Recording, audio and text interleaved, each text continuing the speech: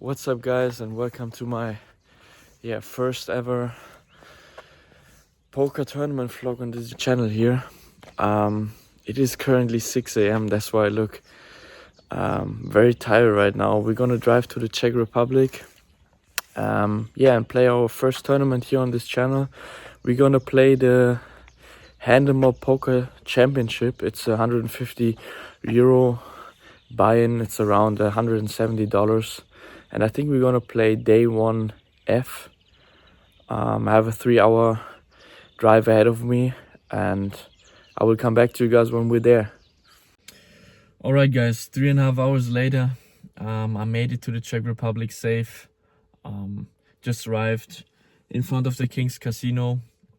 So yeah, we're gonna register for the €150 buy-in tournament right now. I'm gonna go inside, but just a quick few more things what I like about the Czech Republic. Obviously the tournament has a lot of runners. It's over 300k guaranteed, so first place should be over 40k or over 50k I would say, because they always get over the guarantee. But what I really like, I mean, only 12.5% advance today too, but you immediately get a min cash of €300, so you basically double your money, which I really like, because at least in some tournaments in the US I feel like it's a little bit less than double the money for some min cashes. So I really like that about the King's Casino here, and the tournaments are usually pretty soft, especially the lower buy-ins. Like €150 buy-in tournament is one of the lower buy-ins here. I'm gonna play a €500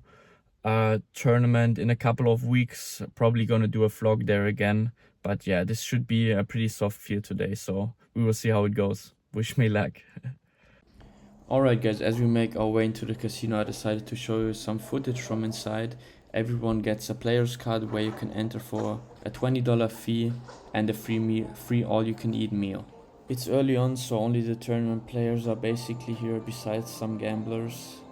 But yeah, here you can see the feature table of the King's Casino where the final table is gonna take place, and I hope we're gonna make it. But first of all, we're gonna play downstairs where all the just normal tables are, as you can see right here.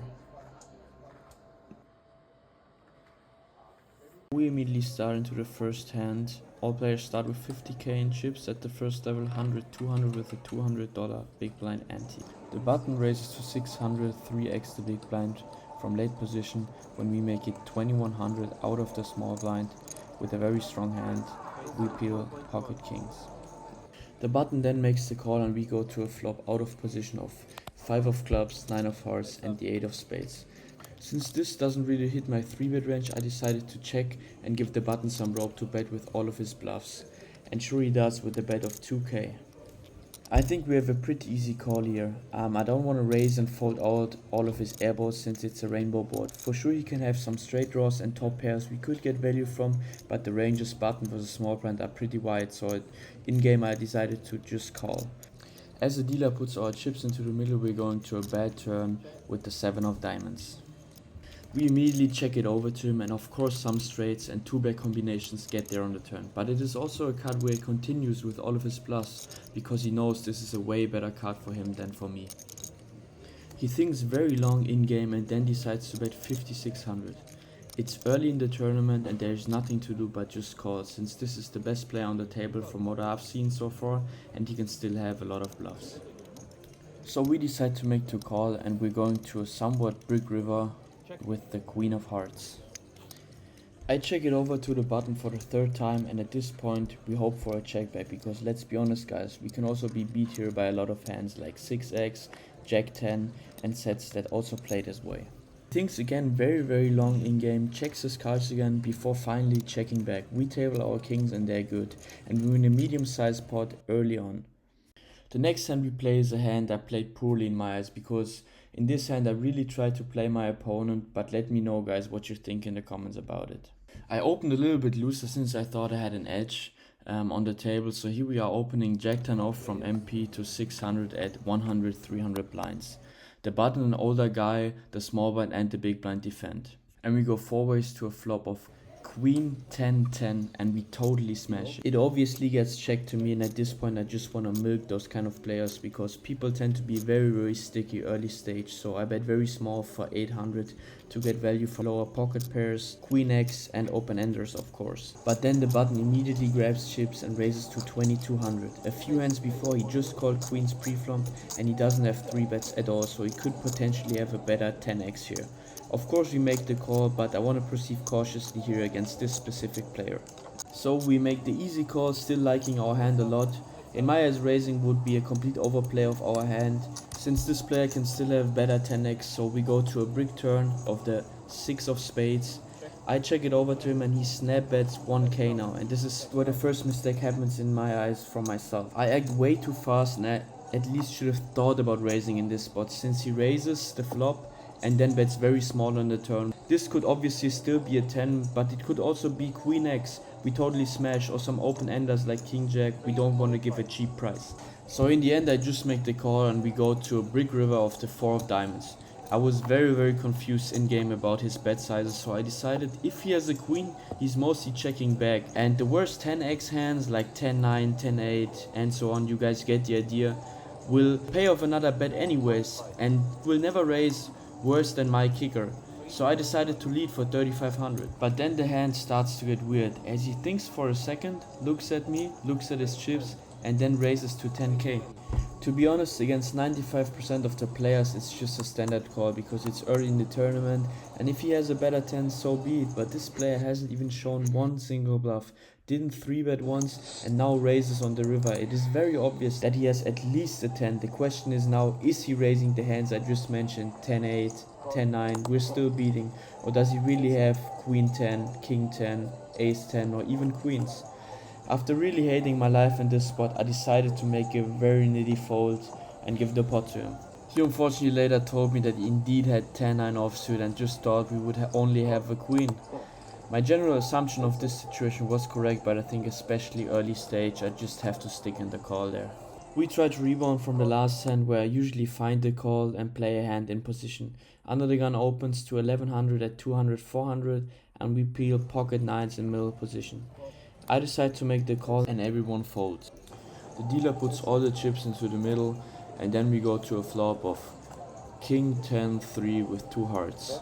The under the gun player decides to c-bet for 1600 and we must hang around for at least one more street, since we still beat flush draws and hands like ace queen or queen jack that obviously c-bet this board.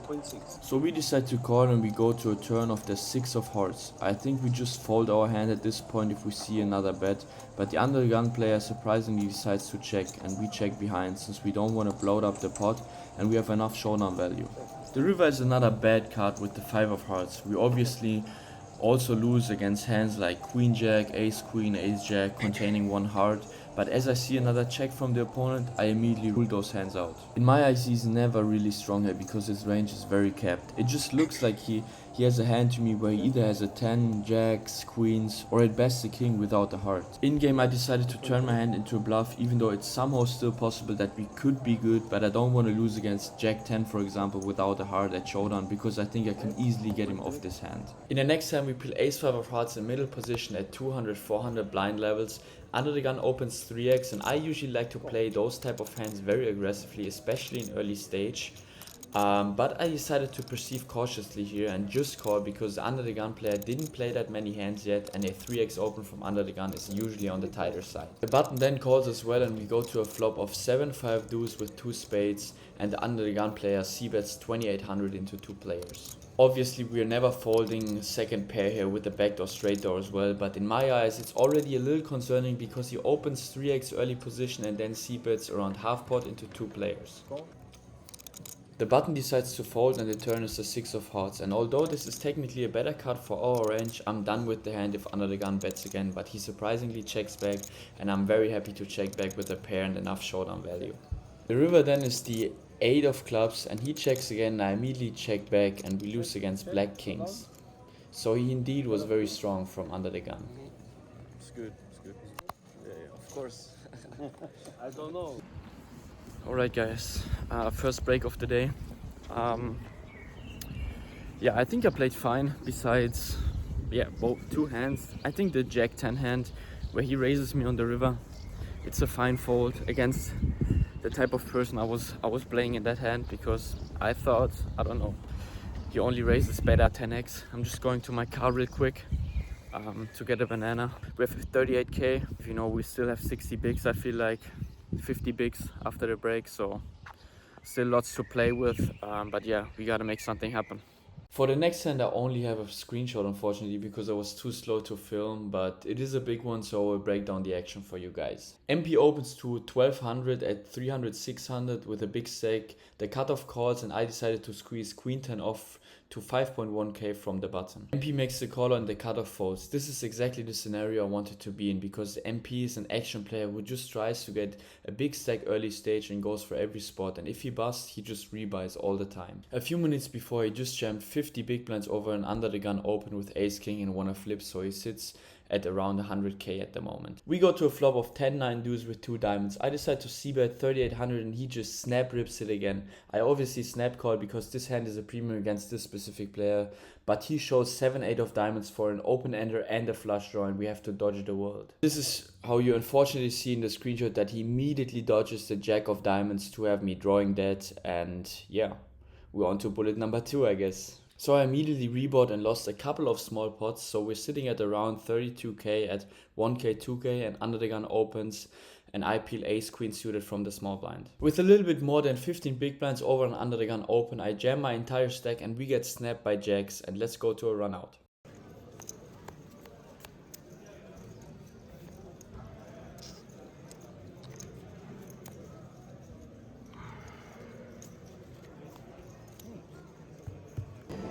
Yeah, there goes bullet number 2. The structure is quite quick, so I don't know, I jammed 15 bigs I think. Ace queen off, Utige opens, ace queen off, sprinting, snap calls with jacks. Yeah, just rebought onto bullet number 3. There's another flight starting now because late reg was over after I jammed. Yeah, so I'm gonna play day 1D. Yeah guys, wish me luck, we see us at the table. On to bullet number 3, where the button opens to 1200 at 200, 500 and I have king deuce of diamonds in the big blind. The most standard play here is to probably just call and defend, but especially because the button has a big stack and is definitely the best player at the table and should be pretty wide in that spot, I decide to 3-bet and make it 4500. After some thought and checking his cards again, he decides to make the call and we go to a flop of 10 deuce 8 with 1 diamond. Overall a great board to c-bet with my specific range on an ace-high board with bottom pair and a backdoor flush draw. I decide to c-bet 3100 and he decides to call. The turn then is the jack of spades, and it's in my eyes another great card to keep betting because I still have hands like ace 10, ace jack, king queen and all the sets as well. You guys get the idea. So I decide to bet 10k and the button is in the tank. He then asks me how much I have behind, and because it's only around like 17-18k, he most likely faces a river jam with all my value hands, and so he finally tank folds and we get one through. In the next hand we open queens from the cutoff to 1100 and the button player on the tighter side makes it 3600 to go. Of course you have to consider that this is a player that doesn't 3-bet that often, but cutoff versus button with queens is just a mandatory 4-bet and I make it 10,500 to go. And the button tanks for like 30 seconds and then open marks ace king off, and I just wanted to include that into the footage that you can see how tight some people are in those kind of spots. Especially against me, where I can find some 4-bet bluffs in that spot. He had the easiest jam on planet, at least in my eyes, with his specific hand. Alright, quick update now, just real quick. Third bullet, 66k, even though I was down to 35, 32 early on. Made kind of a comeback, so yeah, 66.3, 66.4, something like that. And yeah, now it's dinner break and yeah, we will see. Right after the break we open ace-5 of hearts to 2100 at 501k and the button and the big blind decide to call. And we go 3-ways to a flop of ace-9 deuce rainbow. Ace-high boards are always good for my range as a pre-flop aggressor, and the flop is very dry, so there aren't that many draws, so no matter if I have an ace or not, I have to c-bet that flop at a high frequency, and this time I have an ace and I bet 2500. After some thought the button makes the call and the big blind decides to fold. The turn is the 9 of hearts and I decided to pot control here because I don't want to put more money into the pot if we're up against a better ace or a 9 in fact. The button decides to check back though, and at this point I'm pretty confident I have the best hand and I actually never put him on a 9 here. The river is a queen now and we chop with most ace-x hands anyways now, so I decide to back 8500 and he immediately does not look happy at all. He thinks for a little bit if he can beat something and then he decides to fold. Alright guys, next break. I think this will actually be a long ass video. You guys can let me know in the comment section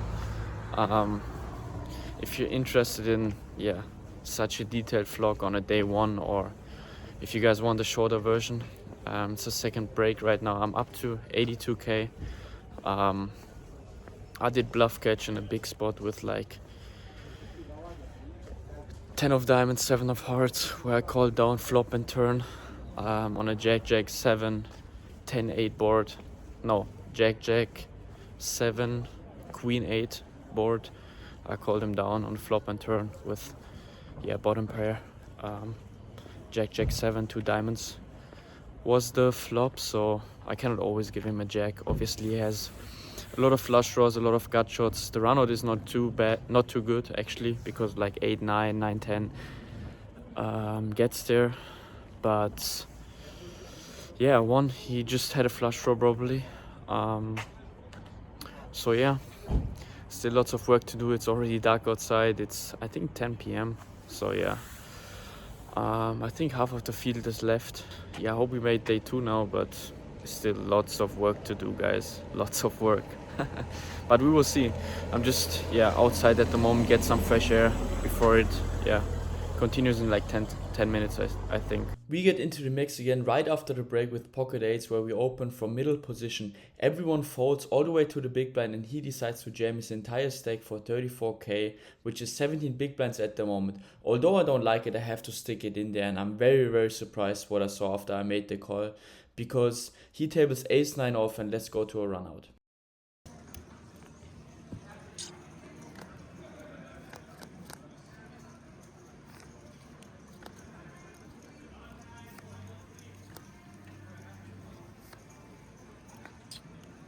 Bad.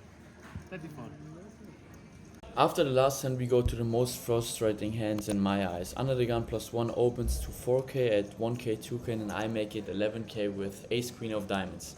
The very next person cold calls 11k and the under the gun raiser calls as well, and we go to a flop of 2 3 5 with 1 diamond. But this is where the mistake starts in my eyes. I get too greedy because so much money is already in the middle and I bet out 10k, but the cold caller probably has a lot of pocket pairs in his range and they will just never fold. Anyways, at least the under the gun raiser folds and we go to a turn, which is the 10 of spades. It's a total brick in my eyes and I just check to him and he just snap jams. There is nothing for me to do besides just folding, and I burn over 20k in that hand, unfortunately. After that hand we have a short stack and we peel pocket 9s. MP raises and I'm done with messing around and I just 3-bet jam my stack, and then the big blind wakes up and calls for his tournament life. I slightly cover him and then the original raiser folds and we go to a run out. Insanely shows king 3 of hearts and I was like, okay, this is maybe my way back into the tournament, but as you can see in the screenshot, he rivers a king on me in brutal fashion and we are left with crumbs. I have around 12 big blinds now and I look down at ace 10 offsuit from under the gun +1 and I just rip it into the middle here since it's a fast structure and people intend to give a lot of action. Same in this situation, as the big blind calls queen 10 offsuit and we're in great shape to double up. And we finally do, as you can see here in the screenshot, and we're finally on the right side to win one. In the next hand we decided to defend 6-4 of spades to an under the gun open and the flop is 10-5 ace with 2 clubs and 1 diamond. I check it to him and usually ace high boards will be c-betted 95% of the time, so I already moved on to the next hand where I can just jam my whole stack into the middle. But the under the gun player checks back and the turn is the 3 of hearts as we turn an open ender, and my brain really starts thinking as I was very confused about this check back on the flop in game. So I check it again and now he bets around half pot, and after a very long day I just didn't put him on an ace here since I thought he would especially bet all his ace-x hands without a club on the flop because of the flush draw, and if I call I would only have a pot size left behind, so I just decided to jam my whole stack and we get snapped by ace king without a club, and this one was definitely a punt and he really got me there.